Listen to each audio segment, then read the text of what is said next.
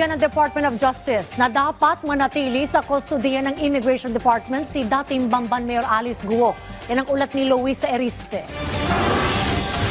Malaking usapin ngayon, sino at saan ba dapat ikulong si dating Bamban Tarlac Mayor Alice Guo dahil kaliwat kanan na ang mga pagdinig at investigasyon laban sa kanya. Pero ang Department of Justice iginiit na dapat manatili sa kustodiya ng Bureau of Immigration si Guo. Sabi ni Justice Secretary Jesus Crispin Remulla, ang mga kasong nakabinbin sa kanya sa paglabag sa immigration law. Kung meron talagang dapat didetain kay Alice Guo, it should be the Bureau of Immigration. Kasi, ano yan an immigration case takes precedence over everything Kung tutuusin natin, an immigration case should take precedence over everything. Dapat yan, wag natin pabayaan na palabuin nila yung tubig.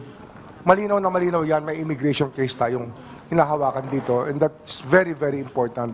May primacy ang immigration case over all others. Si Guo naharap sa Bureau of Immigration sa kasong paglabag sa Philippine Passport Act, pagiging illegal alien at pagpapakilalang Pilipino. Pwede itong mag-meet siya ng deportation. Pero kung usapang kustodiya lang, tatayong mas matindi pa rin anya ang mga kasong ito dahil non-bailable ito. May pangamba rin kasi ang DOJ na baka sa Tarlac Regional Trial Court din mauwi si Guo. Dahil nga naisampa ng Ombudsman ang anti-graft and corruption case laban sa dating alkalde sa nasabing korte. She would be more influential in her sphere, in that area, which has been in her sphere of influence because she's the mayor of a town in the province where she's being taken as a detainee.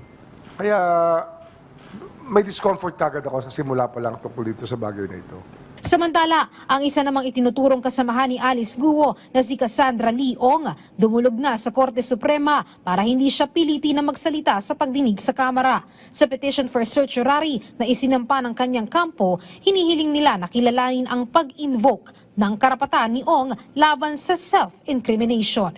May mga bagay na po na sa aming palagay ay lumalabag na po sa constitutional rights ng aming kliyenteng si Ms. Cassandra Leong. Yun lamang po ang aming pinipigil. Lalong-lalo na po yung invocation po namin ng right to remain silent at the right against self-incrimination, hinihiling lang po namin na kilalanin po ng bawat kamara. Luisa Erispe para sa Pambansang TV sa Bagong Pilipinas.